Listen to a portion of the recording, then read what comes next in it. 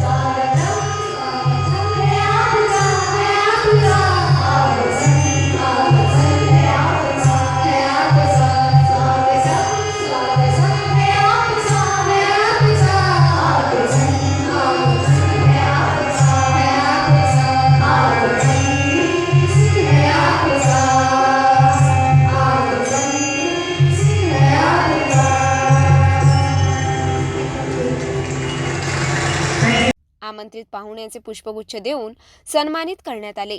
या शाळेच्या वार्षिक स्नेहसंमेलनात शाळेतील चिमुकल्या विद्यार्थ्यांनी सुंदर नृत्यासह अनेक कार्यक्रम सादर केले.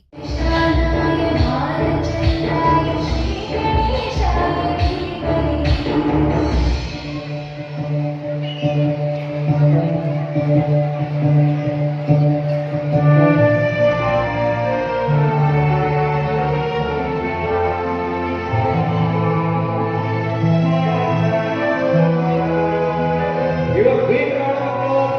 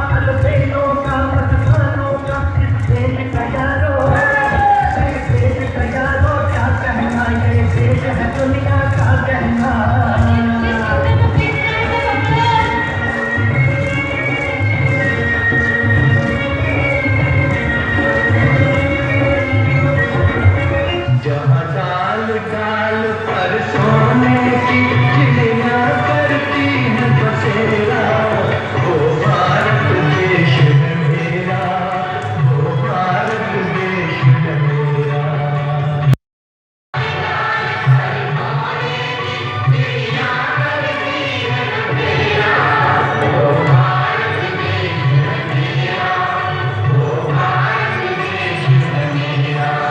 जहाँ सत्य अहिंसा और धर्म का पग पग लगता डेरा, वो भारत देश है मेरा, वो भारत देश है मेरा।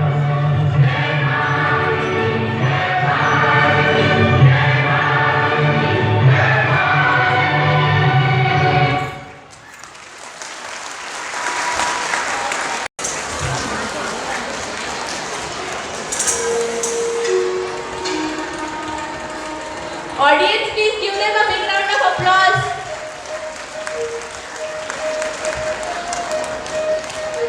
Hare Rama, Rama Rama, Hare Krishna, Krishna Krishna, Hare.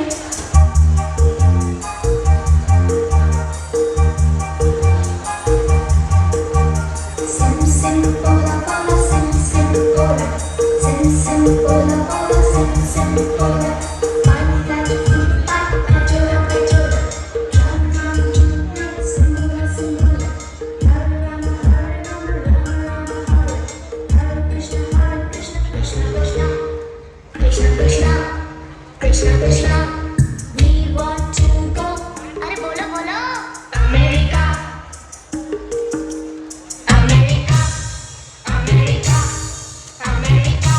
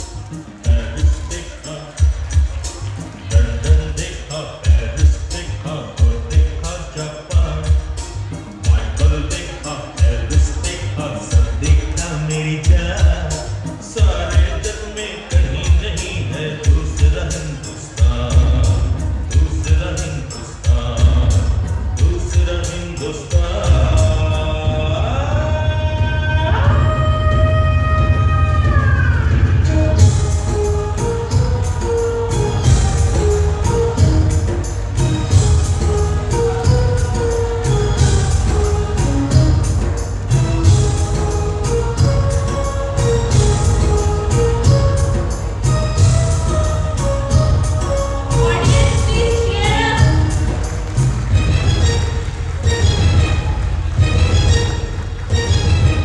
ये दुनिया एक दुल्हन, ये दुनिया एक दुल्हन, दुल्हन के माथे की बिंदिया।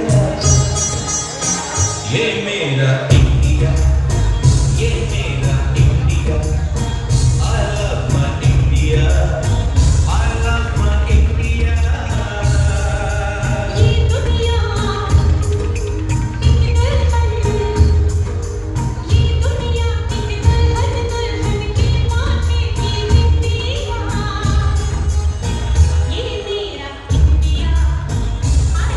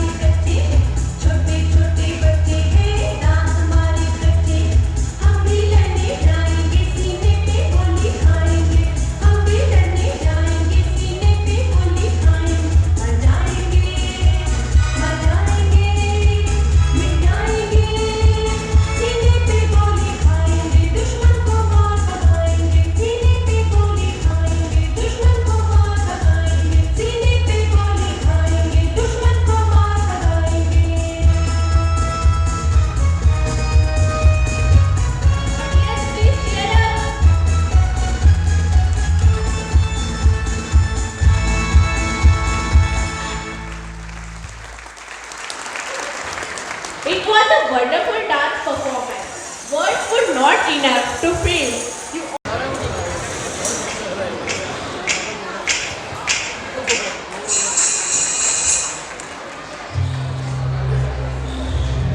जहाँ पाँव में पायल, हाथ में कंगन, हो माथे पे बिंदिया।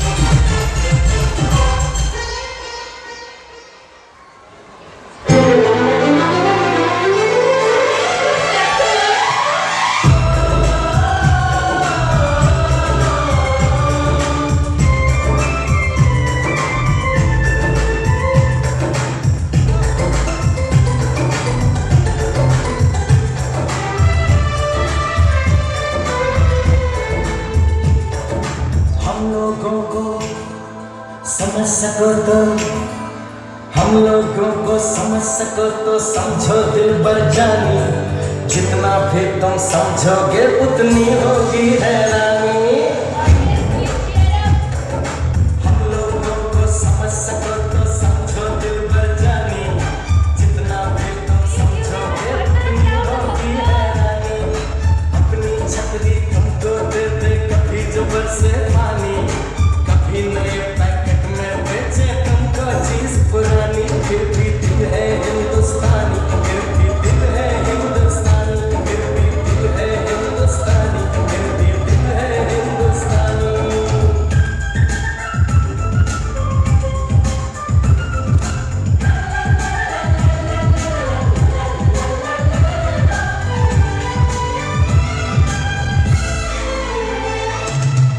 थोड़े अनाड़ी है थोड़े खिलाड़ी, रुक रुक के चलती है अपनी गाड़ी। थोड़े अनाड़ी है थोड़े खिलाड़ी, रुक रुक के चलती है अपनी गाड़ी। हमें प्यार चाहिए और कुछ पैसे भी, हम ऐसे भी हैं, हम हैं वैसे भी। हम लोगों को समझ सको तो समझो दिल भर जानी, उल्टी सीधी जैसी भी है अपनी यही कहानी। थोड़ी हम में होशियारी है,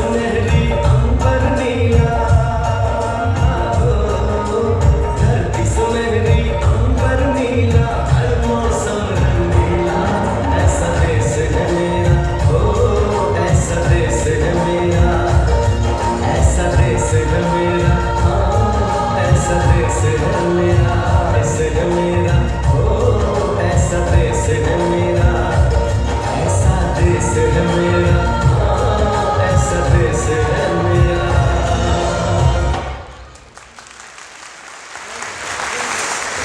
Wow, it was a rocking performance. I must.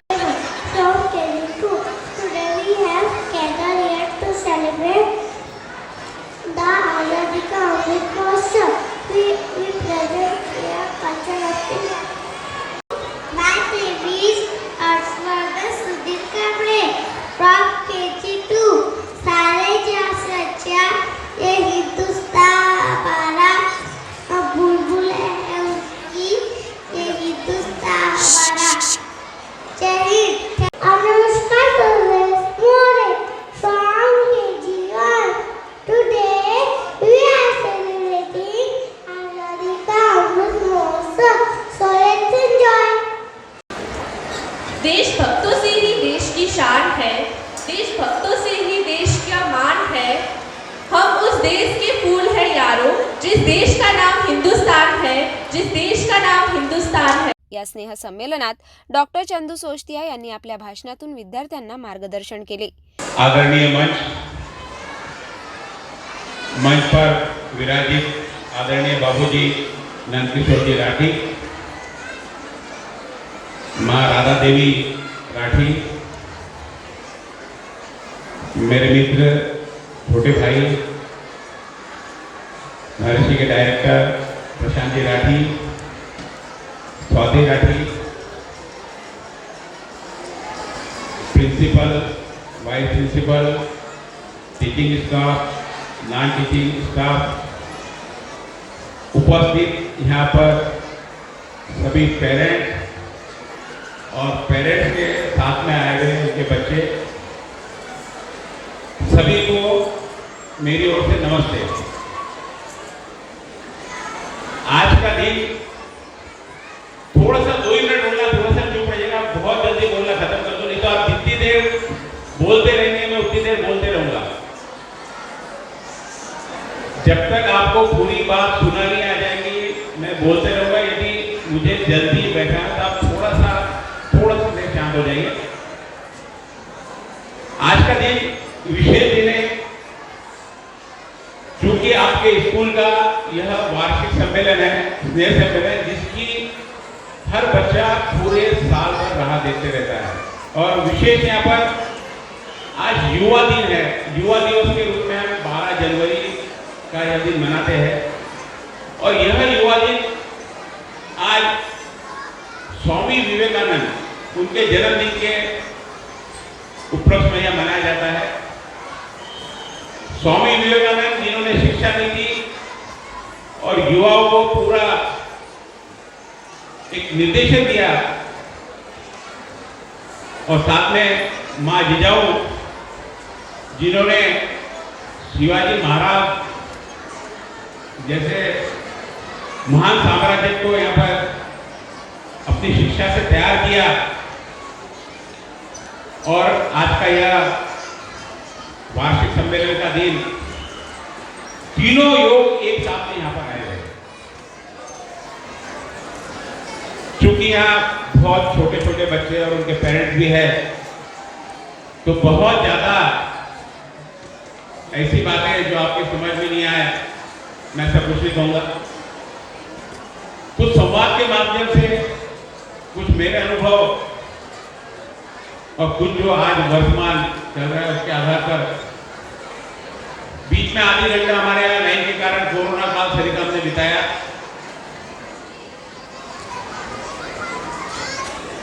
और यह कार्यक्रम बहुत जल्दी पूर्ण रूप में शुरू हो गया, क्योंकि समय बहुत ज्यादा हो चुका है। लेकिन आज की शिक्षा नीति, शिक्षा पद्धति और माता पिता का बच्चों के प्रति रुझान, इन सब में हम कहाँ व्यवस्थित रूप से अपने बच्चों को शिक्षा दे पाते हैं। मेरी एक डॉक्यूमेंट्री बनी हुई है आज से 10 साल पहले। 10 साल में बहुत सारी पद्धति, बहुत सारी सिस्टम बदल गई है।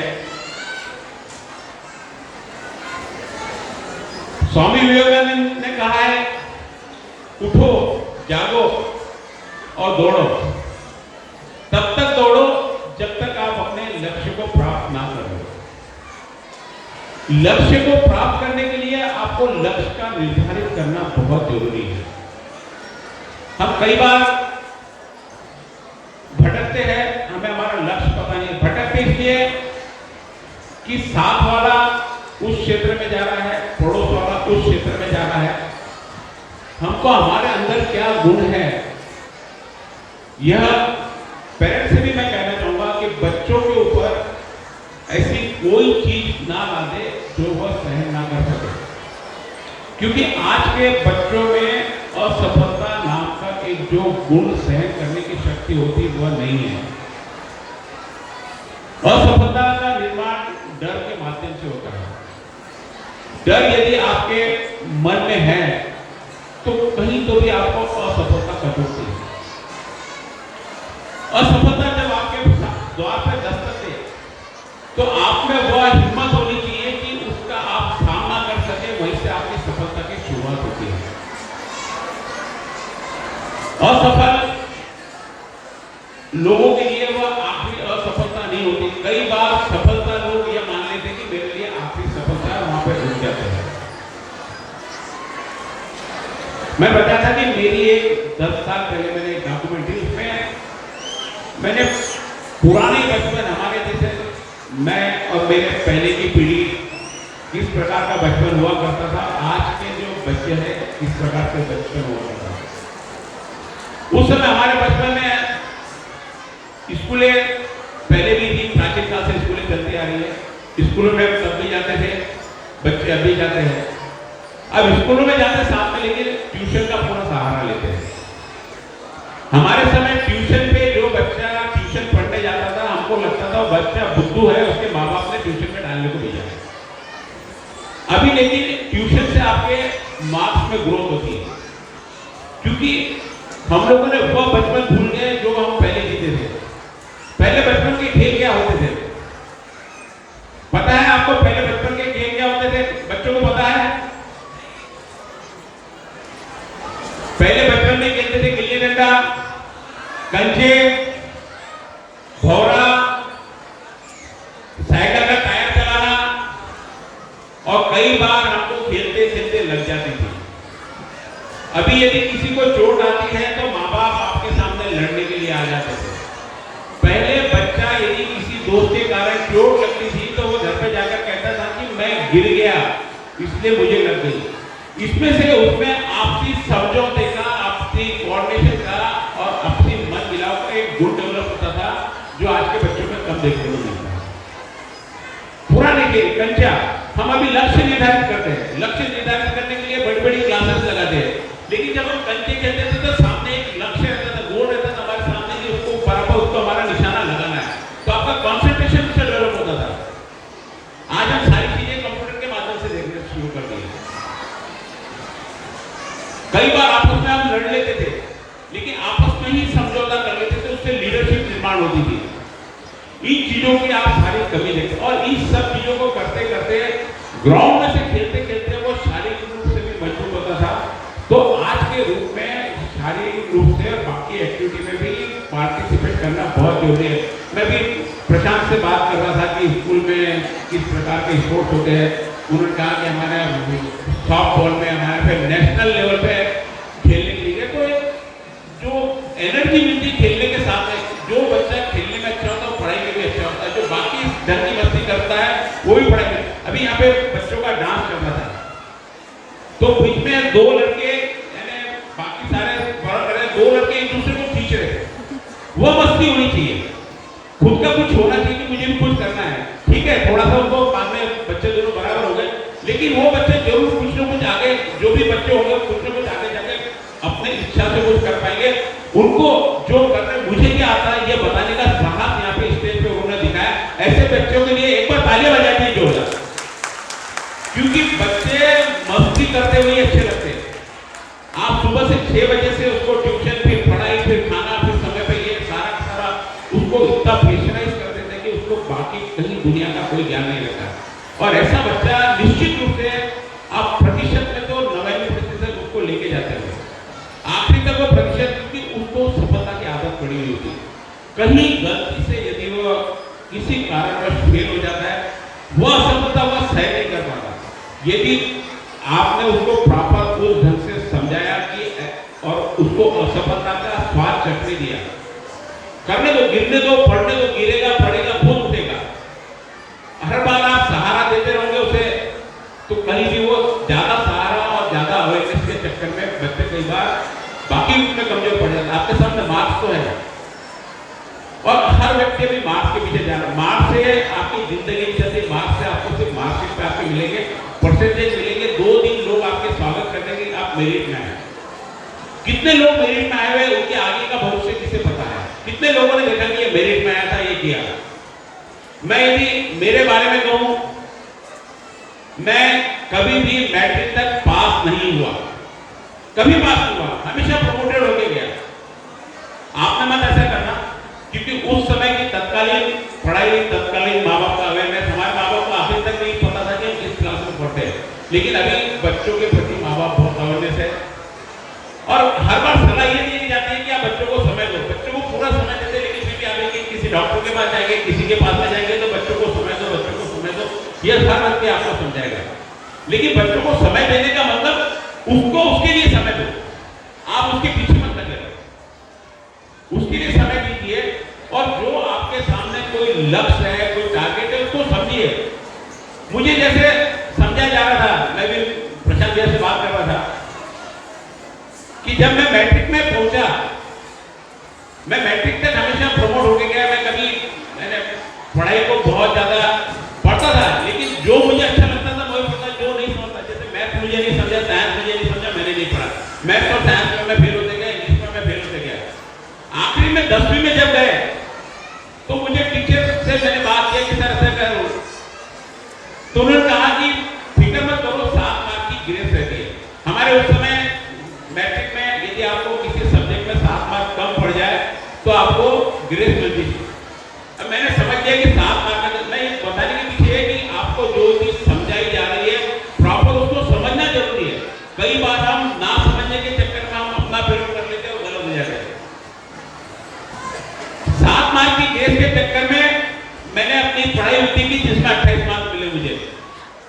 मेरे को 4 सब्जेक्ट में 28 मार्क मिले और मैं फेल हो गया। मैं गया सर के पास में कि सर आपने तो कहा था 7 मार्क के, उन्होंने कहा मैंने एक सब्जेक्ट में कहा था, 4 सब्जेक्ट में थोड़ी कहा। तो जो चीज आपको समझाई जाती है उसको समझना बहुत ज्यादा जरूरी है। कई बार हम समझ नहीं पाते, अपना गोल निर्धारित नहीं कर पाते और मार्क्स के चक्कर में जो चीज हमको नहीं पढ़नी है वो भी पढ़ते चले जाते हैं। मेरी पेरेंट्स से, माँ बाप से और बच्चों से, सभी से यह निवेदन है, माँ बाप से तो निवेदन है कि अपने बच्चों को किसी भी प्रकार से प्रेशराइज न करें, बल्कि उसके अंदर जो गुण है, कोई जरूरी नहीं है कि आपका बच्चा मेरिट में आए तो ही आप आगे बढ़ोगे। नहीं मेरिट में आने वाले भी बहुत दूर से आगे बढ़े। आज हमारे सामने यहाँ पे प्रशांत है, स्वाति है। प्रशांत जी ने MBA किया, चाहते तो बहुत अच्छी नौकरी कर सकते, बहुत अच्छे पद पे जा सकते थे, लेकिन उन्होंने यह फील्ड चुना कि मुझे समाज को कुछ देना है। पढ़ाई का उद्देश्य आपका कभी भी नौकरी नहीं होना चाहिए। आपकी समाज के प्रति जिम्मेदारी, आपके राष्ट्र के प्रति जिम्मेदारी, आपके परिवार के प्रति जिम्मेदारी, आपके बहन के प्रति जिम्मेदारी, आपके भाई के प्रति जिम्मेदारी है, आपके आसपास दोस्तों के प्रति उसके प्रति जिम्मेदारी है। इन सब जिम्मेदारी को और कर्तव्य को निभाते हुए जो पढ़ाई होती है वो पढ़ाई आपके काम आएगी। सिर्फ पुस्तकों को ज्ञान हासिल करके यदि आपने 99% दे भी लिए तो कभी आपको फेलियर का सामना करना पड़ा, असफलता का सामना करना पड़ा, तो शायद उस समय आप उसमें सक्षम नहीं रहेंगे। तो अपने बच्चों को कम से कम इस प्रकार से सक्षम बनाए कि किसी भी चीज को वह सामने आए तो उसका सामना अपनी हिम्मत से कर सके। हर जगह माँ बाप की उंगली पकड़ना जरूरी नहीं है। और कंपटीशन अभी किसमें है? बच्चों में। क्या बच्चे चाहते हैं कि मुझे ज्यादा मार्क्स मिलना चाहिए? नहीं, आजकल सबसे ज्यादा कंपटीशन माओ के अंदर है। माँ को ये चिंता नहीं कि मेरे बच्चे को कितना प्रतिशत मिल रहा है, माँ को ये चिंता है कि उसकी सहेली के बच्चे को कितना प्रतिशत मिल रहा है। आप उसकी अपने बच्चे से तुलना मत कीजिए। आपके बच्चे में अपने गुण हैं, उसके गुण को उजागर कीजिए, उनको देखिए, नहीं तो अपने टीचर से मिलिए, उनसे समझिए कि इसके अंदर क्या क्वालिटी है। आपको यदि कुछ लगता है तो आप टीचर से मिलिए कि इसके अंदर ये क्वालिटी है। कोई व्यक्ति मैथ में अच्छा रहता है, कोई साइंस में अच्छा रहता है, कोई सोशियोलॉजी में अच्छा रहता है, कोई पॉलिटिक्स में अच्छा रहता है, कोई लीडरशिप में अच्छा रहता है, किसी को मैथ अच्छा जमता है, किसी को स्पोर्ट्स अच्छा जमता है, किसी को खेल अच्छा जमता है, किसी को समझाना अच्छा जमता है। इन चीजों को पहचानिए। जरूरी नहीं कि प्रतिशत लेकर ही आप आगे। पढ़ाई का उद्देश्य क्या होना चाहिए? अभी पढ़ाई का उद्देश्य आपसे सारे लोगों से पूछेंगे तो मैक्सिमम 80% लोग ये बताएंगे कि अच्छी नौकरी। ये पढ़ाई आपको अच्छा बाबू बना सकती है, अच्छी नौकरी दिला सकती है, लेकिन जिंदगी में जो संघर्ष, आपको संघर्ष से आगे बढ़ना है। ये जितना बड़ा आप यहाँ पे एम्पायर देख रहे हैं, महर्षि पब्लिक स्कूल, इतना बड़ा एम्पायर एक दिन में खड़ा नहीं हुआ है। इसके पीछे संघर्ष की कई कहानी, कई परेशानियों का सामना करना पड़ सकता है। ऐसे उपक्रम करते समय आपको समाज का सामना करना पड़ता है, आसपास का सामना करना पड़ सकता है, राजनीतिक लोगों का सामना करना पड़ता है, कई गुंडा तत्व के लोगों का सामना करना पड़ता है, जब जाके आपको इतनी बड़ी सफलता यहाँ पे दिखती है। और ये सब वो इसलिए कर पाए कि उनको बचपन से उस प्रकार की असफलताओं को और सामना करने की उनको शक्ति दी गई, सिखाया गया, बताया गया। कहीं पे भी अंगली पकड़ के स्कूल नहीं गए, छोड़ दिए, जाओ स्कूल जाओ, पढ़ के आ जाओ, बच्चे पढ़ के कर लेते। तो इतना बड़ा उदाहरण आपके सामने आज प्रशांत राठी के रूप में है कि इतना बड़ा स्कूल, महर्षि स्कूल, अंबापेट में मदर स्टेट स्कूल, और ऐसा पूरा हॉल भरा हुआ है। उनके स्कूल में पढ़े जो बच्चे पढ़ रहे हैं, उनके यहाँ पे उनके सामने पेरेंट्स आए हुए, और बच्चों का जो एक दिन की एक्टिविटी आप यहाँ देख रहे हैं अभी, ये एक्टिविटी आपकी साल भर चलनी चाहिए। यहाँ देखो बच्चे कितने खुश दिख रहे हैं। आपने देखा होगा घर पे कि एनुअल डे के नाम पे बच्चों में कितना एक्साइटमेंट है कि मुझे कुछ दिखाना है। ये चीज को आप पहचानिए। कई लोगों को जिनका यहाँ पे स्टेज पर नंबर नहीं लगा, हो सकता है शायद वो कुछ नाराज हो कि मेरा नंबर क्यों नहीं लगा। तो आप घर पे उनको ये बताइए, होते हैं किसी डांस की है, किसी को गाने की है, किसी को ड्राइंग की है, किसी को खेल में शौक है, किसी को बोलने का शौक है, किसी को समझाने का शौक है। तो उसके शौक डेवलप कीजिए, और ये शौक आप डेवलप करते हैं, निश्चित रूप से एक नए विश्व का निर्माण आपका बच्चा करेगा। नौकरी तो हर कोई कर लेगा, नौकरी करना कोई बहुत बड़ी बात नहीं है। और पढ़ाई भी कोई आपने अभी परसेंटेज दे दिए, आगे नहीं पढ़ेंगे, कोई ऐसी बात नहीं। मैं कहा कि मेरे मैट्रिक में मैं 5 बार फेल हुआ, 5 बार। आपको आश्चर्य लग रहा, 5 बार मैट्रिक में फेल हुआ, लेकिन उसके बाद में मेरे पढ़ाई के दौर में कई मेरा कंपनी मैंने PhD की, MBA किया, MDMC किया। जो मुझे जिस क्षेत्र में मुझे आवश्यक लगता है कि भाई मीडिया से तो मुझे MDMC करनी चाहिए, तो मैंने वो भी कोर्स मेरे बाद में सारे मैंने 5 बार मेरिट में आया, मैं 5 बार मैट्रिक में फेल होने के बाद में। तो मैंने मेरा जो डैमेज कंट्रोल था मैंने बाद में पूरा किया, क्योंकि मुझे उस सब्जेक्ट में मैं वहाँ पे बाद में गया जिसमें मुझे रुचि थी, वहाँ पे मुझे फेलुअर नहीं दिखा। मैट्रिक तक मुझे मैथ में कभी रुचि नहीं रही, साइंस में रुचि नहीं रही, तो मैं फेल होते गया। तो बच्चों की रुचि पहचानिए, बच्चों को समझिए। अभी आप मैट्रिक तक आपके पास बच्चे हैं, अभी एक टर्निंग पॉइंट है। आप जिस प्रकार से इसमें समझोगे, विवेकानंद को पढ़िए, दयानंद सरस्वती को पढ़िए, एनी बेसेंट को पढ़िए। उन्होंने सारे शिक्षा पद्धति और शिक्षा किस प्रकार से होनी चाहिए, उस समय उन्होंने अंग्रेजी शिक्षा का विरोध किया कि ये सारे के सारे ये बाबू पैदा करेंगे। टेक्निकल ज्ञान भी साथ में होना चाहिए, साथ में परिवार की भावनात्मक जुड़ाव ज़्यादा, बहुत ज़्यादा जरूरी है। आप जितना ज़्यादा पढ़ाई की तरफ उसे प्रेशर करके वो भावनात्मक रूप से थोड़ा सा अलग होते जाएगा। भावनात्मक रूप से जोड़ के रखिए, क्योंकि आज हम देख रहे हैं कि सारे बच्चे पढ़ने के लिए बाहर जा रहे हैं, विदेश जा रहे हैं, बाद में बाहर जाके बाहर ही बच जाते हैं। एक बहुत बड़ा चैलेंज है आगे आपके सामने। हमारी ये पीढ़ी जो है, इनके बच्चे सभी में कोई बाहर है, कोई पढ़ाई के लिए, कोई जॉब के लिए है। कम से कम हम अपने यहाँ रहकर राष्ट्र की सेवा हम हमारे शहर के माध्यम से कर सकते हैं, हमारे परिवार के माध्यम से कर सकते हैं, नए राष्ट्र का निर्माण कर सकते हैं। निश्चित रूप से यदि बच्चों को उसके गुणों को पहचाना जाए, स्कूल में यहाँ पे मैंने बात की, सारे स्पोर्ट्स है आपके स्कूल में, AC में स्कूल 4 कमरों में आते फ्लैट में स्कूल होने लगे। कम से कम आपके सामने सौभाग्य कि खेलने को आपको ग्राउंड है, दौड़ने के लिए वहाँ पे ये है, मैदान है, वॉलीबॉल है, ये सारे गेम्स आपके वहाँ पे है। तो खेल की तरफ रुचि होना और बाकी एक्टिविटी, क्योंकि संघर्ष आपको बाकी एक्टिविटी से आएगा, पढ़ाई आपको संघर्ष नहीं सिखाएगी। गोल करना है, लक्ष्य का निर्धारित करना, लक्ष्य एक होना चाहिए। ठीक है कि हम आजू बाजू की चीजें देखें, लक्ष्य की तरफ निर्धारित करेंगे, लेकिन कब, जब लक्ष्य को उनको प्राप्त करना है। बाकी समय आप अपनी अदर एक्टिविटी करें, क्योंकि निश्चित रूप से जिसके पास जो बहुत बिजी रहता है वो हर काम के लिए समय निकाल लेता है। आप मान करना है के जितने भी पेरेंट्स यहाँ पर बैठे हैं जो बहुत ज्यादा व्यस्त रहते हैं, वो हर काम के लिए समय निकाल लेते हैं, घर के लिए समय निकालेंगे, बच्चों के लिए समय निकालेंगे, स्कूल के लिए निकालेंगे, समाज के लिए, क्योंकि उनके पास एक व्यवस्था होती है कि किस समय क्या काम करना है। वही है कि कोई व्यक्ति खाली है तो उसके पास बिल्कुल समय नहीं है। आप खुद महसूस करो, जो व्यक्ति खाली है वो आपको कभी समय नहीं दे सकता, क्योंकि उसके पास कोई काम नहीं है, हर काम में बिजी रहता है। तो ऐसा आप जितनी ज्यादा एक्टिविटी में रहोगे, आप पढ़ाई के लिए प्रॉपर समय निकाल कर, मुझे पता है कि मुझे 1 घंटा पढ़ना था, उस 1 घंटे में आप सारा दिन भर का पढ़ लोगे, वही आज आप 24 घंटे आप किताब के लिए सामने रहते, बोरियत भी महसूस होगी और आप पढ़ भी नहीं पाओगे। मैं ऐसे स्कूल के तमाम संचालक का बहुत बहुत आभारी हूँ, यहाँ पर मुझे बुलाया, मेरा सत्कार किया और आपके सामने कुछ बोलने का मौका दिया। बच्चों के लिए हो सकता है मैंने कुछ ज़्यादा बोल दिया हो, लेकिन पेरेंट्स के लिए जरूर कहूँगा कि उन्होंने अपने बच्चों की तरफ विशेष रूप से ध्यान देना चाहिए, ताकि विश्व के निर्माण में, विश्व का निर्माण जरूरी है, पूरे विश्व के बारे में हम सोचें, घर के बारे में सोच सकता, परिवार के बारे में सोच सकता, अपने शहर के बारे में सोच सकता, ये सोच निर्माण करो। आपके सामने यहाँ पर राठी परिवार उदाहरण है, निश्चित रूप से इनके आदर्शों को लेकर भी चले स्कूल में, तो कहीं ना कहीं हम अमरावती में सफलता के रूप में आपको देखेंगे। बहुत बहुत धन्यवाद आपका। तर अनेक विद्यार्थ्यांना मेडल प्रशस्तीपत्र देऊन सन्मानित करण्यात आले. Respected Dr. Chanduji Sojatia sir to give him honor.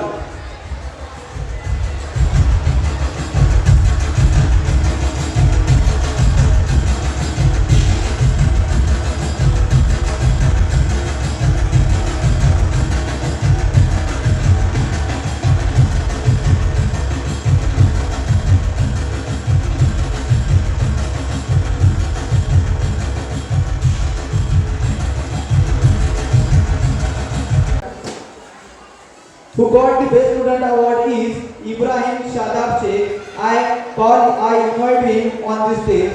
I request Mrs. Respected Swati ma'am to give her honor.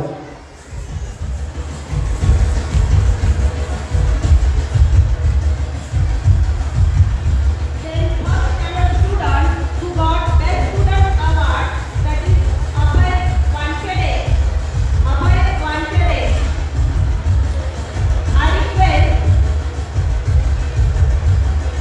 I request respected Prashant Rathiki sir for honoring him.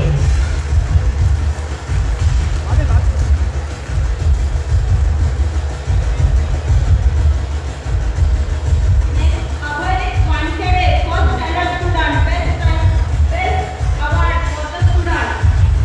Then second standard best student award goes to Master Sarthak Garode.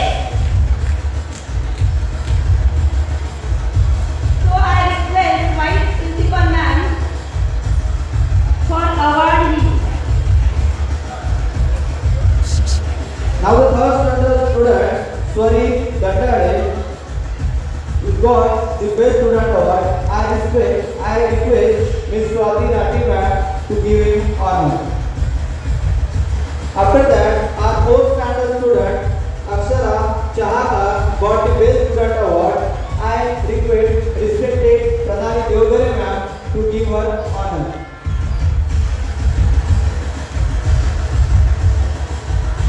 Fifth standard best student award goes to Miss Dhanashree Ingole.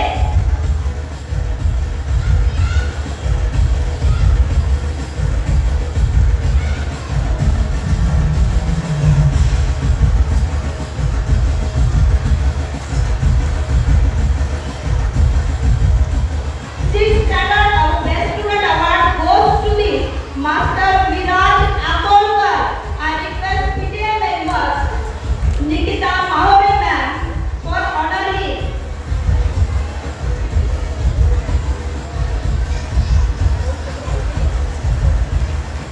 Now, seventh standard student Sugar Dhiurade got the best student award. I request the dignitaries to give him award. Now, after that, 8th standard students Devyani Ingole got the best students award. I request all the dignitaries to give him award. Next, ninth standard best standard award goes to Master Sufit Pirole.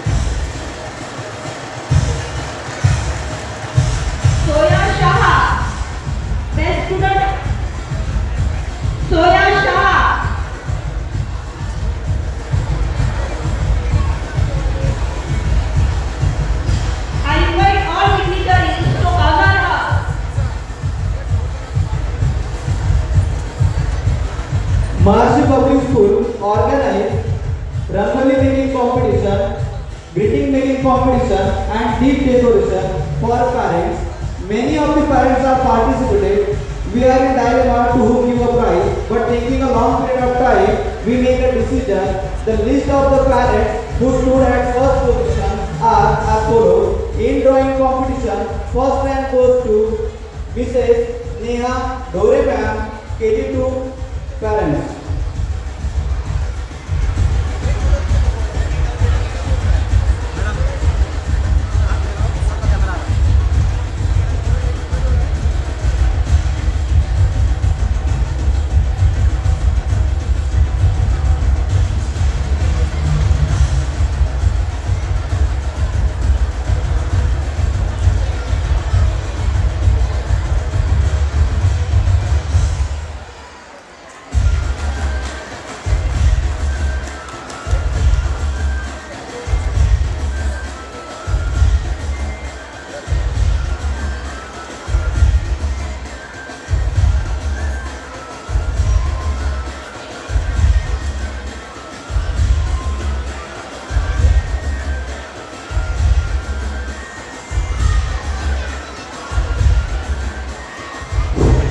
In drawing competition, parents drawing competition, the first नमस्ते।